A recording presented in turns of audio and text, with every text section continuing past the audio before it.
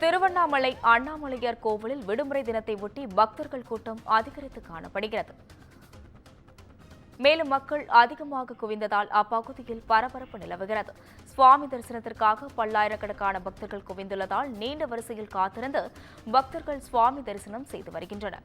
கோவிலுக்குள் செல்ல முயன்றதால் பக்தர்கள் இடையே தற்பொழுது தள்ளுமுள்ளு ஏற்பட்டுள்ளது. இதுகுறித்த கூடுதல் விவரங்களை வழங்குவதற்காக செய்தியாளர் ஜான்சன் இணைப்பில் உள்ளார்.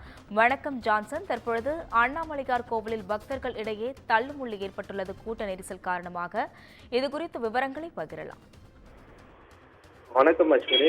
திருவண்ணாமலை அண்ணாமலையார் திருக்கோயிலில் சாமி தரிசனம் செய்யவும் கிரிவலம் மேற்கொள்ளவும் தமிழ்நாடு மட்டுமின்றி ஆந்திரா, தெலுங்கானா, கர்நாடகா, புதுச்சேரி, மகாராஷ்டிரா உள்ளிட்ட பல்வேறு மாநிலங்களிலிருந்து லட்சக்கணக்கான பக்தர்கள் வருகை தருகின்றனர். திருவண்ணாமலையில திருக்கோயிலில் தரிசனம் செய்வதற்காக பல்வேறு நகரங்களிலிருந்தும், அதாவது சென்னை, கோவை, திருச்சி உள்ளிட்ட பெருநகரங்களிலிருந்தும் பல்வேறு பக்தர்கள் தரிசனம் செய்து வருகின்றனர். இதனால் நாளுக்கு நாள் மக்களின் கூட்டம் அதிகரித்து காணப்படுகிறது.